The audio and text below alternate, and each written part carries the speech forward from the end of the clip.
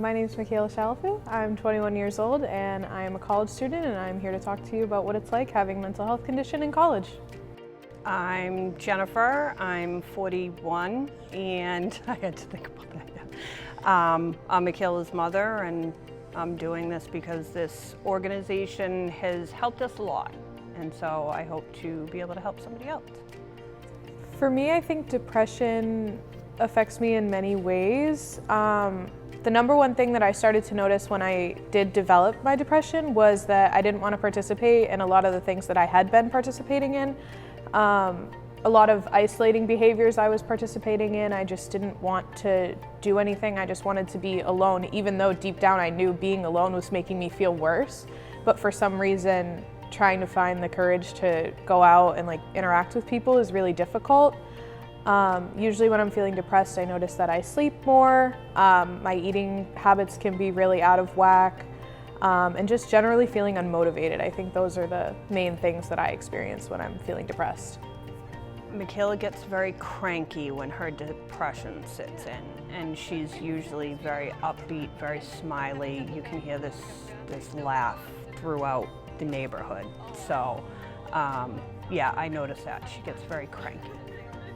At first, it wasn't something that I thought about my mental health when I was applying to colleges, but upon talking to my counselor at school and stuff like that, and the guidance counselor, they were sure to make me aware that the resources that I was getting in high school might be available in college as well. So they were really the ones that helped me think about those types of things. And I remember when I got accepted to a couple universities and I was trying to figure out where I wanted to go, I made sure to talk to the admissions counselors about what resources their schools had available to me. And I felt that was really important. And so before I even started at my first college, I was already enrolled with their disability services and getting really similar supports like I had in high school. I was terrified when Michaela went off to Syracuse because of the distance. We were about 7 hours apart. And when your kid is in pain, you want to be there in a second, you know?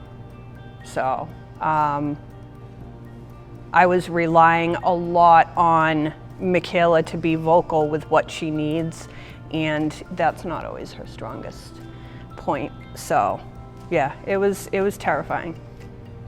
I think there's a lot of concerns. One thing that I've really learned about myself over, as I get older, is that I do not do very well with change. And going from high school to college is, some would argue, the ultimate change. And there were just so many things that I really didn't like about it. And I was also extremely nervous about not having the safety net of both my family and friends because, as my mom mentioned, my school was 7 hours away.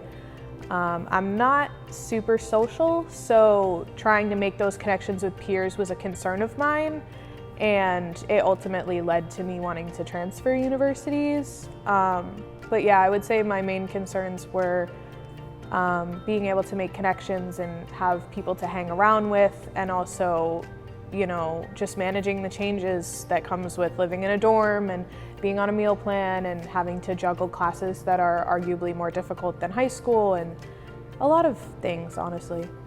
My fear of those things was amplified by my depression and anxiety because, being an anxious person, I am so much more unlikely to go out and make social connections, whereas other people might feel uncomfortable. To me, it feels horrifying.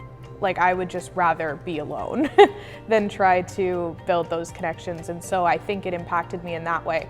And as far as my depression goes, while other students might feel unmotivated, I might feel incapable of doing the work. So I would argue that while they are things that everyone experiences, they can be magnified when you have depression and anxiety. At first, I think I tried to pretend that things weren't so bad, especially to my mom and my grandmother, because I knew how they would act about it and how they would feel about it. And I just didn't want them to sit there and worry about me, essentially, or think that I'm having a horrible time, even though I was. I didn't want them to be sitting at home and being like, Michaela hates her life right now. I just really didn't want that to be the takeaway that they were left with. So I tried to only talk about the good things or focus specifically on my classes because those were pretty much going fine. So there was nothing really negative to talk about there. But I think when I noticed that it got really bad was when I was a film major at my old university and I really wanted to join the student TV network. And so they were having like an open invite night and I wanted to go. And so I left at the right time and I walked to the building and I couldn't figure out which building it was. And so I paced around it like 4 times. And then when I went up to the door, it was locked and I couldn't get in and I just freaked out and I went back to my dorm. And then when my grandmother called me and asked about it, I lied and told her all about how this event was that I didn't go to because it was too embarrassing to tell the truth. So I think after that, I realized that it was pretty bad if I was lying to my family and making up these extravagant stories about things that didn't happen. When it comes to getting support in college, I can't speak for every university or every college, but they should have supports available. You just need to know where to look, which 99% of the time is half the battle. You know what I mean? That's the biggest part, is trying to figure out where I'm supposed to go to access these things. And so if you don't know, school websites are a great place. Just search for what you need. A lot of them are sectioned by academic resources, personal resources, residential resources, and you can try to look at it that way. You can always reach out to your specific advisor. Even if they are an academic advisor, they work for the college and they know how it operates, so they can at the very least guide you to where you need to be. So, and everyone has an advisor. So there is places to start. If you know that somebody's doing something, you can ask them how they got into that. Like one of my friends is in therapy at the university and she was helping me with, you know, how I would go about doing that, and she was recommending it to me. It works well for her. So there's many places that you can go. You just need to find how to get there, and there are many ways to do that. It's just not immediately obvious at first. Right now, I'm doing all right. I just started my first semester at a new university, so I haven't really connected with a lot of the supports they have as far as counseling goes, but that is something I aim to do because I think I'm just the type of person who needs to be able to talk stuff out. And so I think having a counselor would be really helpful. And I know where to do that, thankfully. My school is very transparent with where to access those resources. What I do have in place right now for resources is similar that I had in high school and my other university, which is exam supports. So I can take my exams at the testing center, which is for students with all types of disabilities, and I personally get extended time on my exams as well. So I get to take them in a more secluded location rather than, you know, say a big lecture hall, which helps me focus more on the test at hand and not be influenced by the external pressures of other students or things like that. I am so proud of her. I'm so proud of her. The change to the smaller school was definitely the right one for her. I'm seeing her do things that she's never done before, like it was some speed dating or something. What was that thing that you did with the? It was it was like a speed dating where you go and you watch. And she just it was like game show dating thing that she watched, right? But she went out. She went with a bunch of people. She did things. She's going out on the weekends, and she's only like 30 minutes away from home now. But most of the time she's staying at school because, oh, there's a party this weekend, or oh, there's something going on this weekend. I don't want to come home. All right, have at it.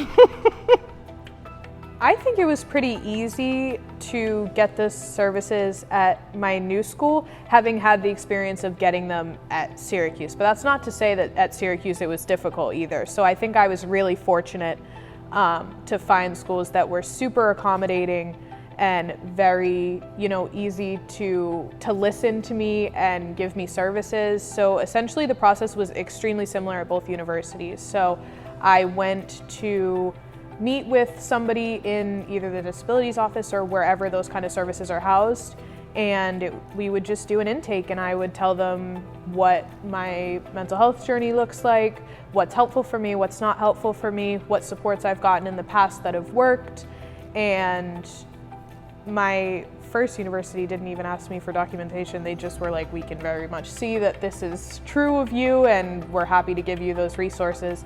And then here at Bridgewater State, all I needed was a simple letter from a therapist to say that I do have depression, and they were completely gung-ho. If anything, my counselor was trying to be like, do you need these services? Do you need these things? And I was having to decline, like, no, I think I'll be just fine. If anything, they wanted to give me all the tools in the toolkit for success. So it's not something where I felt like I had to fight tooth and nail to validate my need for these things. They believe in the students and they want you to succeed. For the future, I'm super excited about where I'm going. I'm super excited about what I'm studying. All I can think about is I'm almost frustrated. I just want to be doing student teaching. I just want to be out in the field, trying to accelerate that timeline. But I also know that I got to take it at my pace, and to be completely honest, if I stepped into a classroom tomorrow, I'd freak out. I'm not there yet, but that's why I'm taking the classes, and I have a couple years left to get all that situated. But I'm very excited when I think about my future. I'm very excited with what I picture.